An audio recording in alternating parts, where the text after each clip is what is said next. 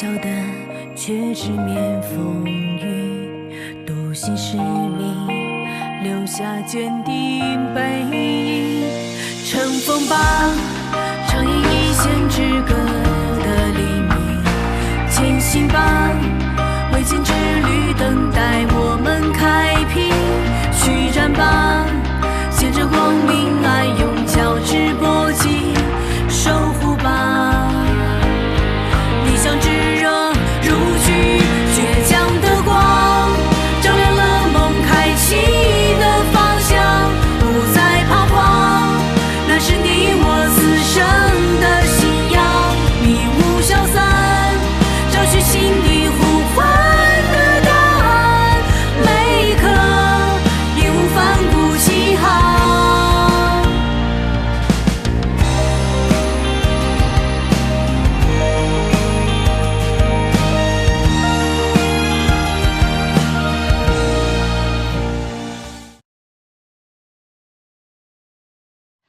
我可是有100万粉丝，受粉丝拥戴的公众人物，你们这样对我，怕是不合适吧？你都这么欺骗他们了，他们还能拥戴你吗？你知道你这么做让品牌有多大损失吗？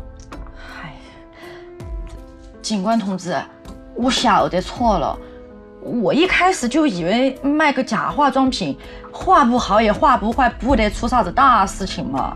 我告诉你，这个世界上没有后悔药。你现在赶紧交代，争取宽大处理。要得，我全都交代。其实我不仅仅是卖脚类麦拉丝，我还卖其他假货，但是这些假货都不是我们自己生产的呀，都是由其他的厂家提供的。我们就相当于一个销售导购，我们就只负责销售啊。那些厂家怎么跟你联系上的？团队的其他小伙伴。我看你们是团伙作案吧？每次直播之后还把售假的产品链接和回看回放功能给删了。是嘞，我们以为网络监管都是有及时性，不会到秋后算账的地步，现在查不到嘛，以后肯定更查不到了噻。来吧，说说分工。怎么样？这次出差还顺利吗？去干嘛了？还行，确认点事情去了。都办好了？差不多了。喝水吗？我这里有。哦，好，谢谢啊。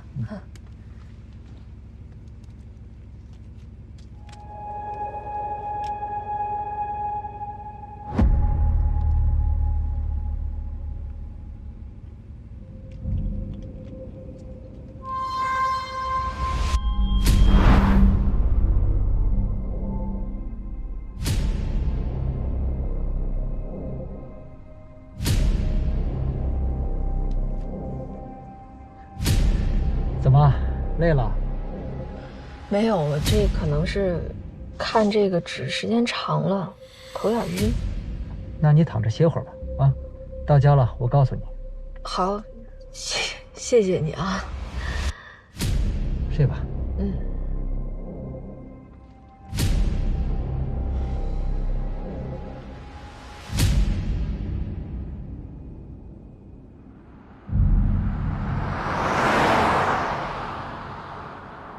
何路源他们的这次行动直接被网络直播了，幸亏何路源同志处变不惊，把这个直播转变成了法制宣传。现在这个群众是议论探讨，热情非常高涨。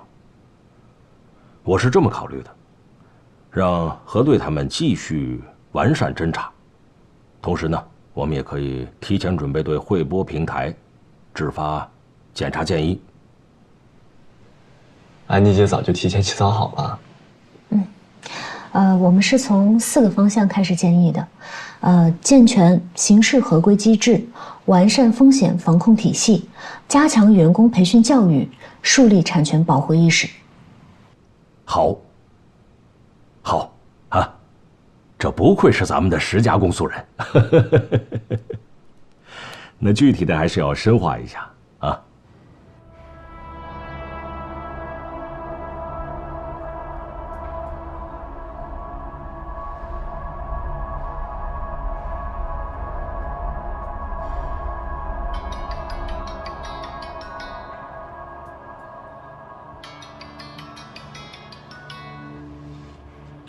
是我。好，我知道了。晚些我会来公司的。再见。不好意思啊，把你吵醒了。哦，我睡着了，到很久了吧？还好，看你睡得正香，也不好意思把你叫醒。不好意思。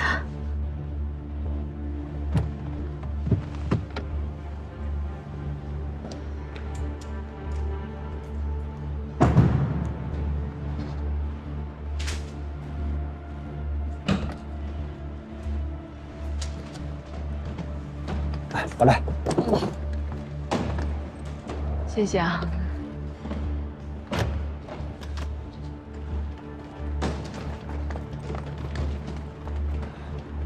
要我送你上去吗？没事儿，不用了，我自己上去就行。辛苦你送我一趟啊。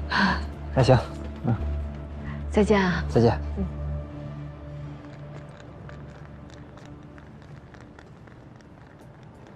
好好睡一觉。哎，好嘞。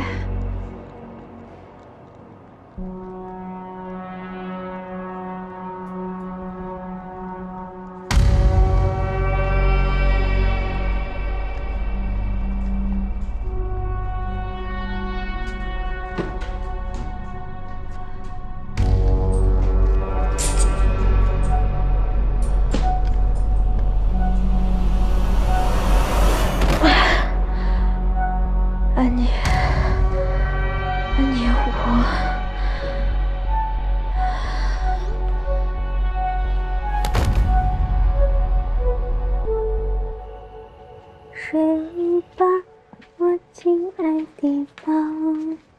睡着了吗？好不容易哄睡了，来换我吧，你歇会儿。哎呦，哎呦，呦，我的好老公哦！哎呦，我的好宝贝儿！来，哎呦，你怎么回事？没弄好，怎么办？爸，宝宝，这样好不好？小宝贝儿，怎么了？你想熬夜是不是？你又哭又不睡，哎，找个微信。我也没啥国家大事，哎，你们就是我的大事儿。哦，宝宝不哭了，不哭了。我感觉平时也没人给你发微信这一点，会不会出什么事儿了？你真是被肖总吓破胆了，天天晚上找你。我呀，除了安妮就是李一堂。不哭了，不哭。你还是看一眼吧，啊。好，看你。你看，我说了吧，糖糖。老公。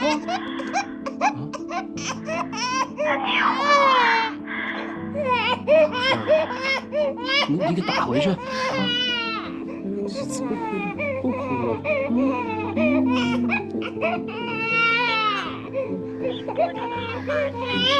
没接。那怎么？老公，你先赶紧去找给他看看。行啊！哎呦，给我！哎呦，来，妈妈抱，不哭了，不！我叫我妈过来看孩子，我去糖糖家看看。快点，快去！一会儿有啥事儿赶紧跟我说啊。李一堂，小娇，这边没反应啊，警察同志，这怎么办？我们查了监控，这几天确实没有业主进出。这样，为了确保人员安全，你赶紧联系开锁公司的过来啊。好，行，叫个开锁的过来，20号别墅这边。小娇，你别哭，你保持冷静，我马上就过去。警察同志，人找到了。行，找到就行啊。实在不好意思，麻烦你们了。找到就行。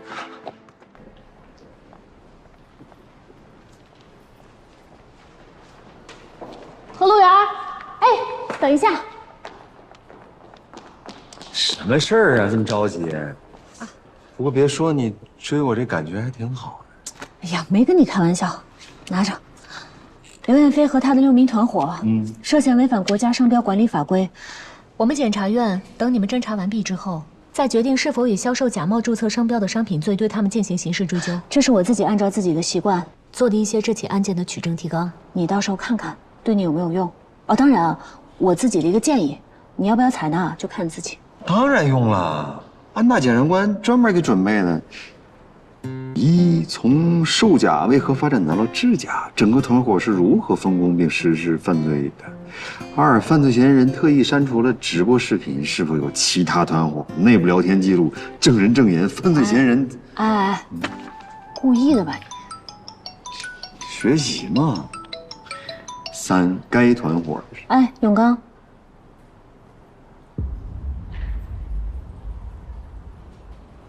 你说什么？怎么了？是一堂，一堂他出事儿了。永刚，啊，你说，你说糖糖，他会不会就是自杀了？他因为赵继凯，他想不开，他就干这种傻事儿。哎呦，老婆，你别瞎想了啊！怡堂不会有事儿的，相信我，好不好？别哭了，你看你眼睛都哭红了啊！我好害怕呀！哎呀，别瞎想了啊，听话。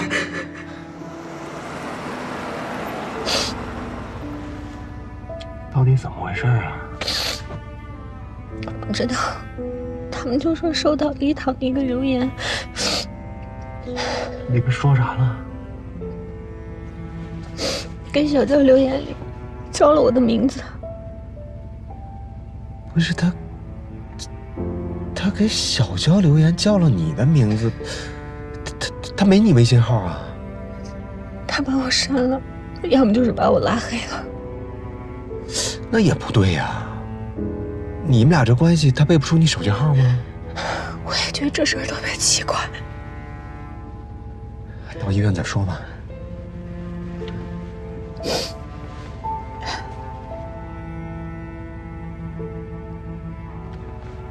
好了好了。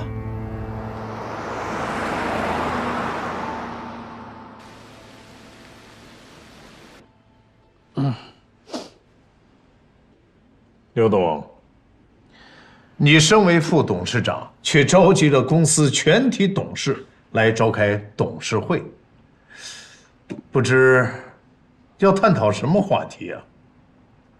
我们今天董事会的议题是，要罢免你这个董事长尹慧泉，另外新增董事肖木恩。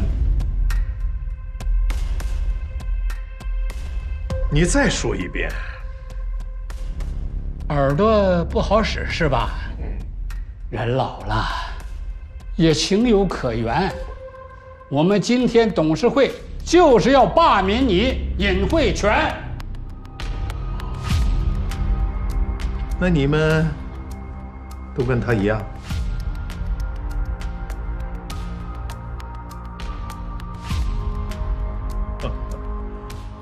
真是树倒猢狲散，墙倒众人推。我还没到山穷水尽的时刻，你们就等不及了？尹董事长，共事一场，我们都希望给你留点面子。我们今天这个决定，并不影响你仍是慧泉股东的身份。再说，我们都要对全体股东负责。凭什么呀？啊！我尹慧泉在慧泉集团劳累了一辈子，你们这是要卸磨杀驴啊！我不可能退出的，除非是我自己愿意，否则你们谁也休想叫我走。凡事都得讲规矩，我们程序合法，召开有效，你没有理由不同意。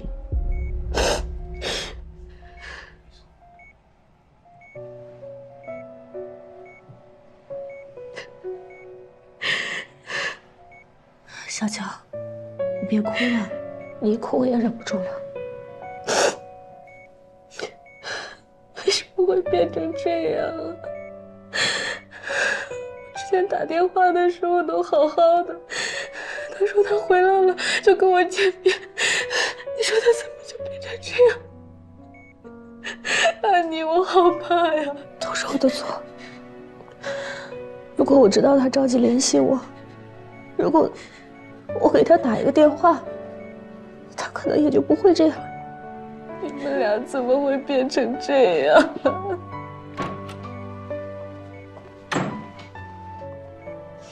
病人家属是吧？对，那个他爸妈在国外，我们俩是他好闺蜜。你有什么事就跟我们说吧。啊，那他结婚了吧？得让他爱人来医院一趟。没有。哎呦，那这可麻烦了，关键时刻连个能签字的人都没有。为什么要签字啊？是有什么紧急情况吗？是这样啊，经过毒理学检测，我们基本可以确定，这位患者的情况属于急性地西泮中毒引发的脑卒中样表现。虽然说送来的比较及时，但是患者仍有可能较长的时间陷入深层次昏迷。我们会全力抢救，但你们呢，也要有一个他留有脑部后遗症的心理准备。不是，你刚才说什么西什么？俗称安定，就是一种常见的镇定剂，过量使用呢，会引发急性中毒。他平时有没有安定的服药史？没有。或者说是癫痫呀、抑郁、失眠之类的病史？都没有。我们仨认识很长时间了，他一直都很开朗、很乐观的，他不可能用这些药的。医生，我求求你，你说什么大脑瘤后遗症绝对不行啊！他是个律师，他要用脑子的，他如果脑子出任何问题的话，他会受不了的。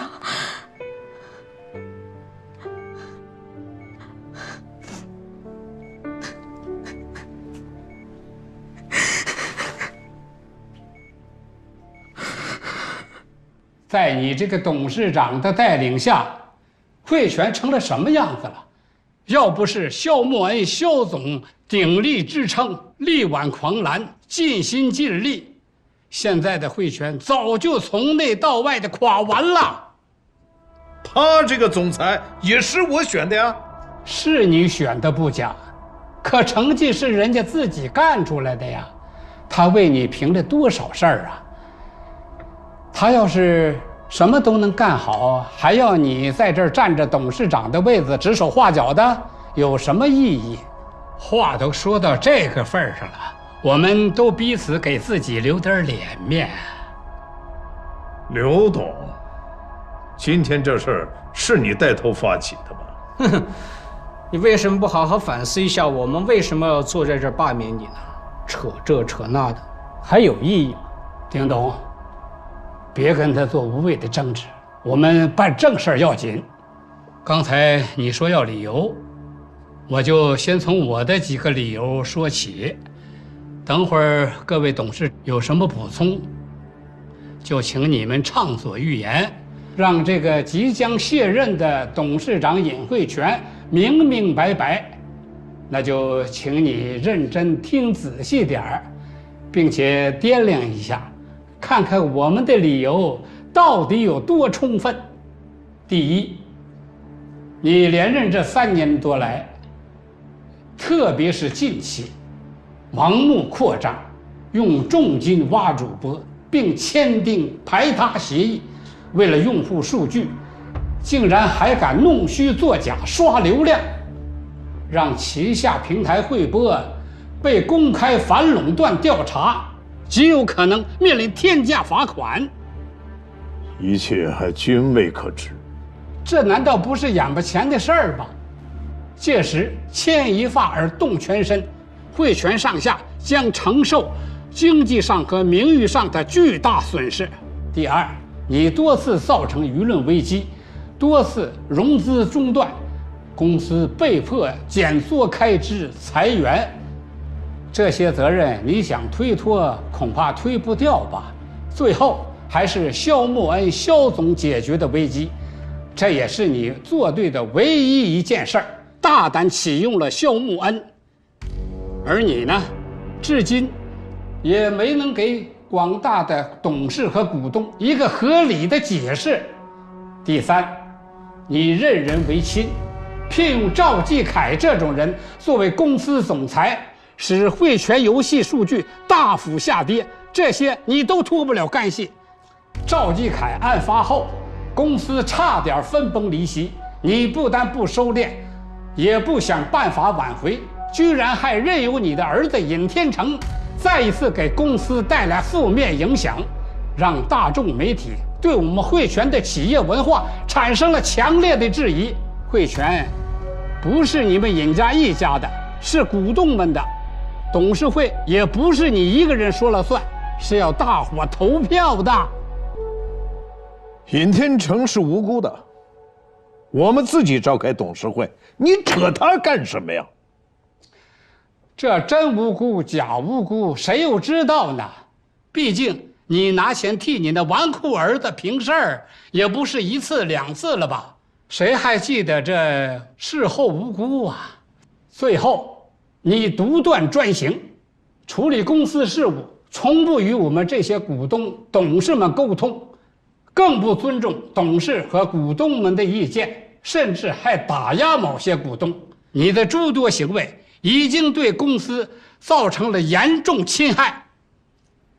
何况你的董事长职务也是超期服役，3年一改选，到期日应该是在去年底。无论什么理由，你都无法再继续出任汇泉的董事长了。调查怎么样了？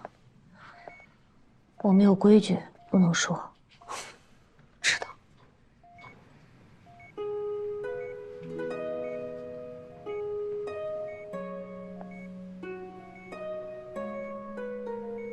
但我相信这一切很快就会有一个结果。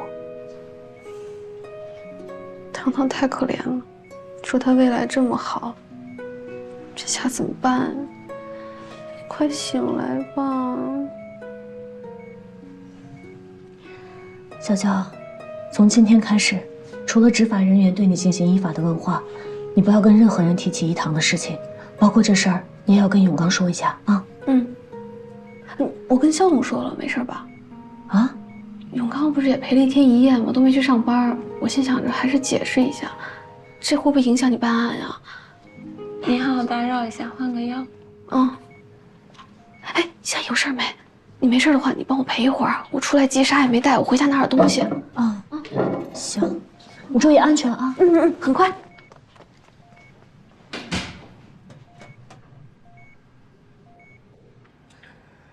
刘董，你今天的思路可是超级的清晰呀！哎，我就挺纳闷啊，过去你在当你的副董事长的时候，那么每天都是昏昏沉沉的，你怎么那么有意思啊？我算是明白了，你们这是叫有备而来，给我下了一道鸿门宴呢！啊，好了。不扯这些了，我们董事们早就对你不满意了，业绩上不去，经济管理处处是漏洞，说到企业的未来和发展，那更是一塌糊涂。你说，汇泉董事长让你继续干下去，公司还有前途吗？今天，要么你自动辞职，要么我们罢免你。你自己选择吧。尹董事长，就知难而退吧。现在这个时代，不适合我们这些老家伙了。咱们都得要认清形势，退位让贤。公司章程没有写这一条，我不会同意。还非得让我把话说明白吗？你违背了忠诚，你损害了公司的利益。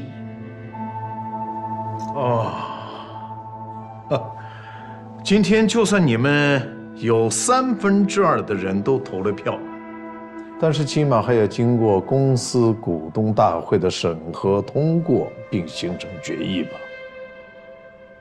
但是我们的股东，你们也知道，谁是汇泉的最大？我知道，26%是吧？好大呀！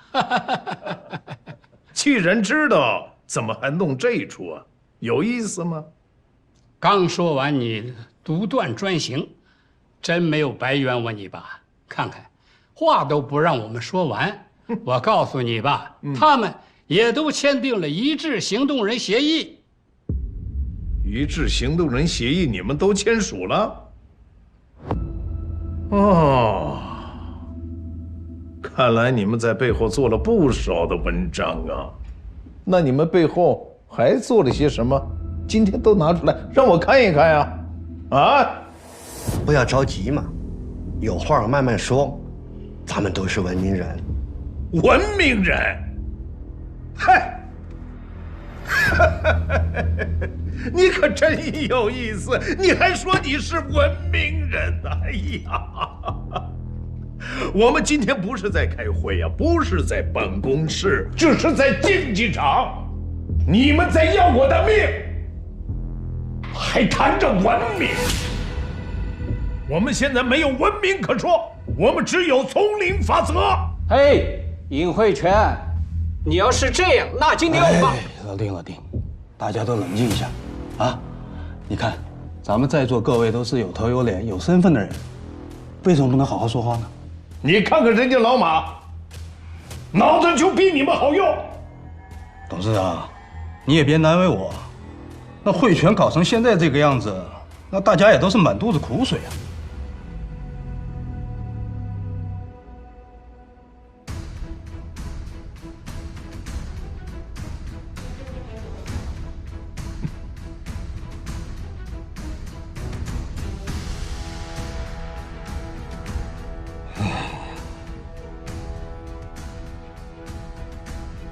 莫文，咱们公司第二大股东不是有20%的股份吗？是。那么既然我们已经授权给你，你也代表签字接收，再加上我送你的5%，加起来，我们就是51%的股份，我们同样可以稳操胜券。干什么？没看你开会吗？肖总，这边有急事，这是刚刚检察院送来的加急文件。检察院送来的，什么东西啊？这是针对汇播平台主播猫咪咪售假一事对汇播的检查建议。行，我知道了，这件事情我会后再处理，跟检察院的同志说，我们会认真对待，积极配合的。好的，肖总。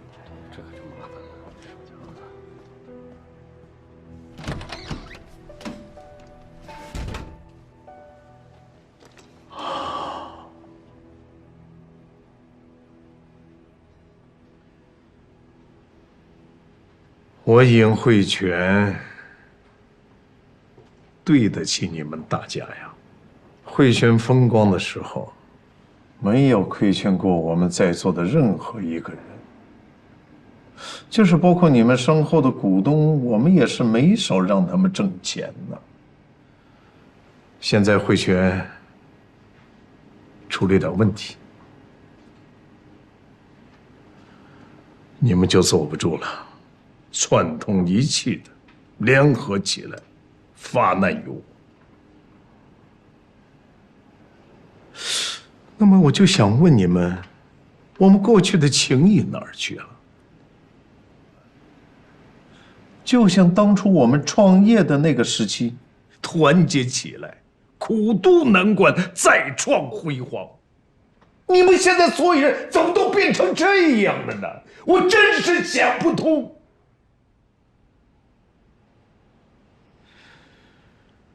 是啊，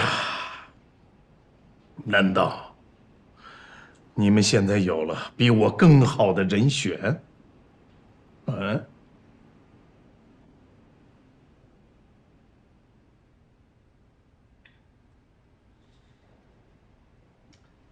董事长，诸位董事们这么做，都是为了公司好。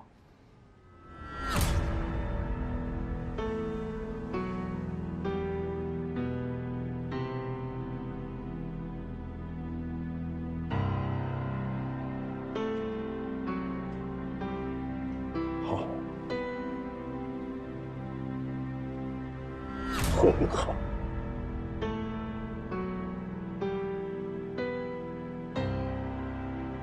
好，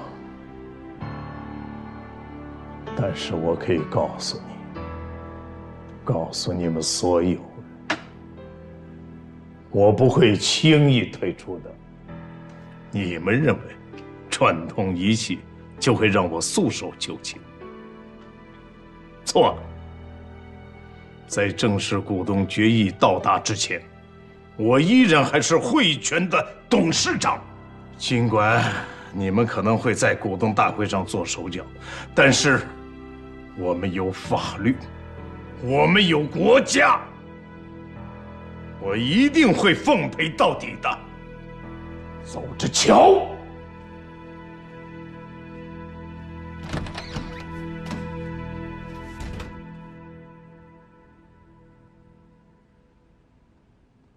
哎，我还在医院这儿呢，陪着一堂呢。你们那个好朋友呢？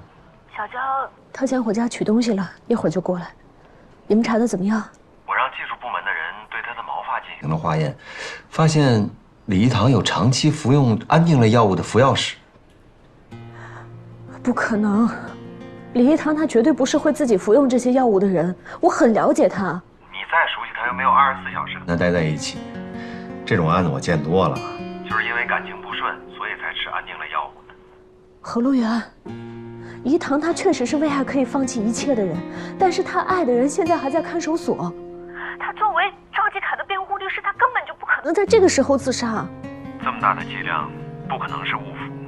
如果不是主动服用，那就是被动服用的。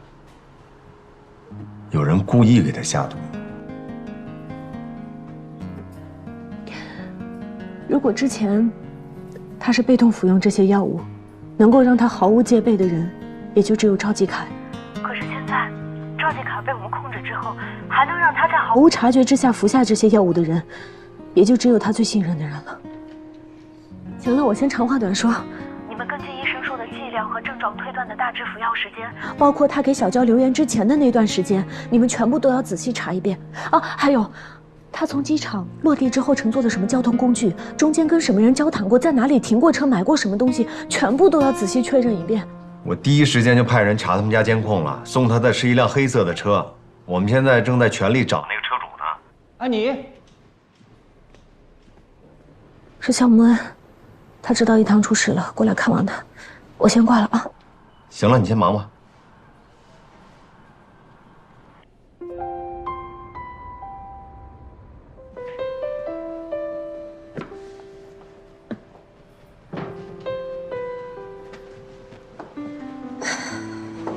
谢谢你来看一堂，应该的，毕竟同事一场嘛。医生有没有说他什么时候能够醒过来？等他醒过来，我会通知你。看见一堂躺在病床上，这心里啊还真是挺难受的。你别多想啊，相信一堂很快就能康复的。放心吧，我还能挺得住。那怎么样？你们那边现在有怀疑对象吗？哦，对不起啊，我不该问这些。啊，行了，你别送了啊，我自己先走了。保重，注意安全，拜拜。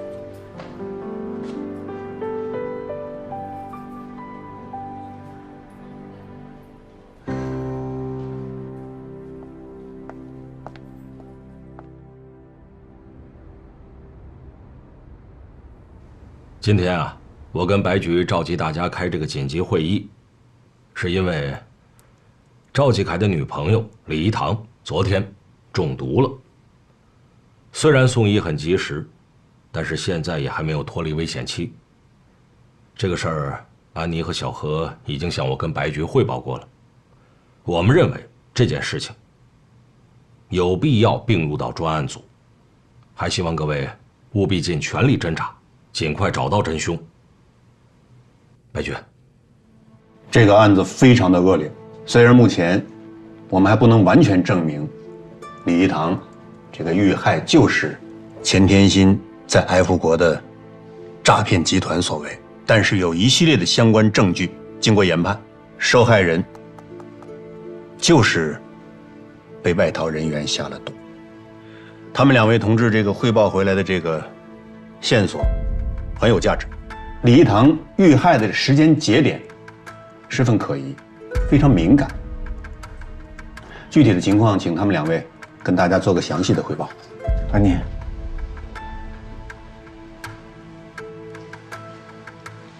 大家也都清楚，虽然我们已经抓获了钱天星，但是我们 F 国的案件仍然还没有侦破完毕，而且现在赃款的资金流向还没有任何的头绪，再加上老 A 他的变数也是一直都不断。李一堂他去了一趟广东，在去广东之前，他以代理律师的名义见过赵继凯。我们目前所掌握的消息就是，李一堂的手机中有一张其中2位数不清楚的电话号码的照片，和电话号码相同拨出的不同序列的电话记录十分奇怪以外，并没有其他的可疑之处。李一堂落地江城以后的行动轨迹，我们正在调查，等有了结果会同步给大家。另外他在广东的行程，无论是我们自己去调查，还是请求广东警方配合我们，可能都没有那么快。还有他手机里的可疑号码和机主的身份，可能都得花点时间。所以我们现在还会继续提审赵继凯，看看能有什么突破。电话的线索很重要，你们预计多长时间能出结果？这一共100个号码，要是不打草惊蛇的话，至少需要个2、3天吧。24小时。行，没问题。怎么样了？送李一堂回家那辆车找到了，就在我旁边呢。找不到车主了？比这还糟糕。这辆车啊，3天之前就在隔壁省报失了。我们查了监控，开车的人戴着帽子和口罩，根本看不清脸。那这疑点就更奇怪了。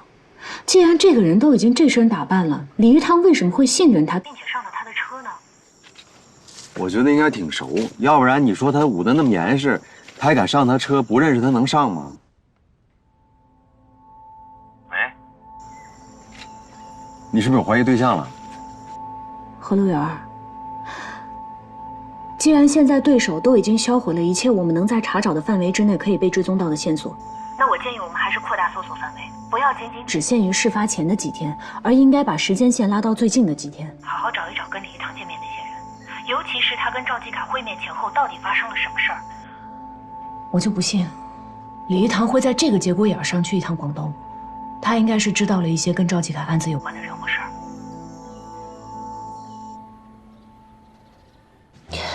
赵继凯，上次你和李一堂见面是否有过过激的言论？上一次，李一堂说要做我的代理律师。我和律师之间的谈话，安大检察官没有权利知道吧？你跟他谈话之后，李一堂去了一趟广东，你知道他去那儿做什么吗？李一堂是个自由的人，他想去哪儿是他的自由，我又管不着。那你知道李一堂他有长期服用安定的习惯吗？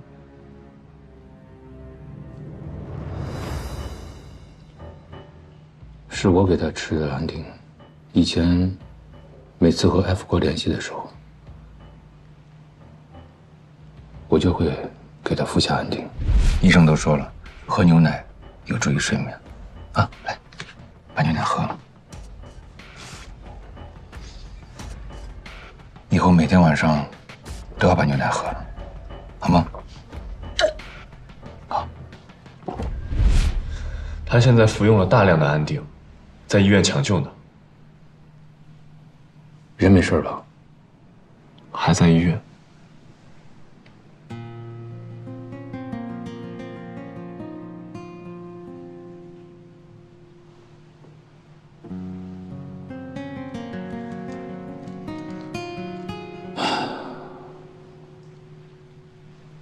傻丫头，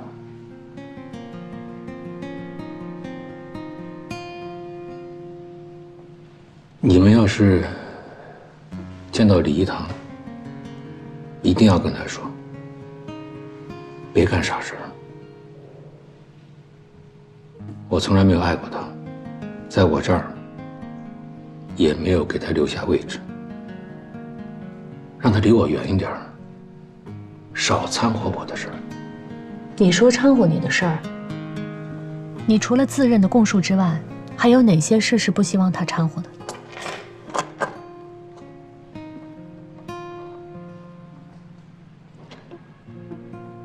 没有了。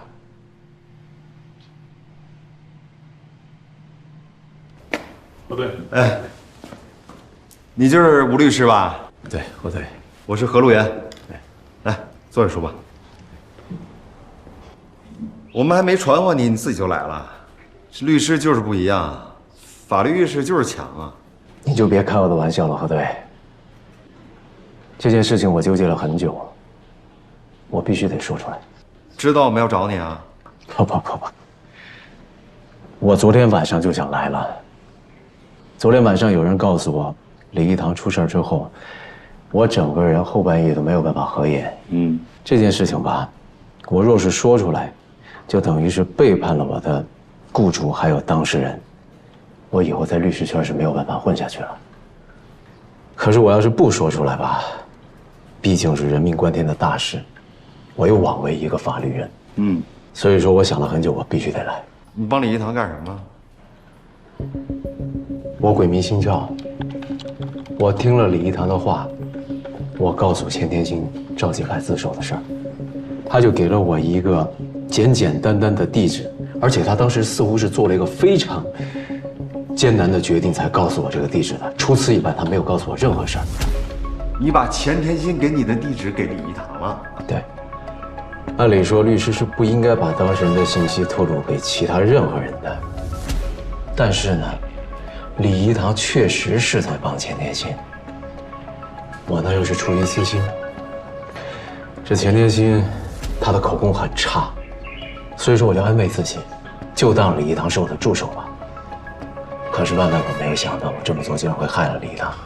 行了，忏悔的话留到上庭再说吧。你把地址写给我。对了，何队，还有一件事情，我想要主动的交代。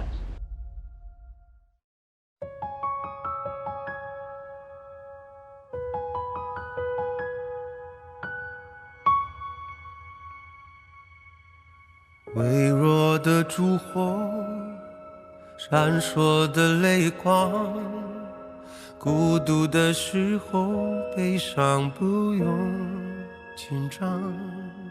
如果失去方向，最怕去幻想，再远也不过是远方。淡水很失落，落下都冷了，这是一段被人遗忘的时光。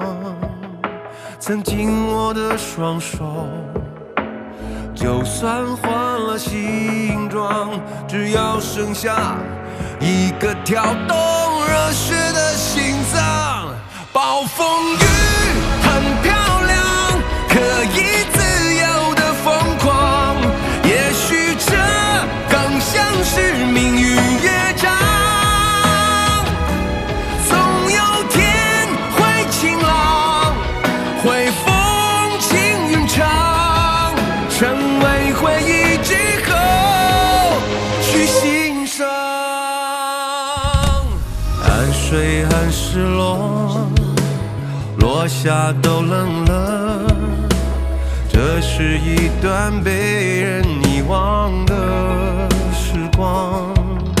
曾紧握的双手，就算换了形状，只要剩下一个跳动热血的心脏。暴风雨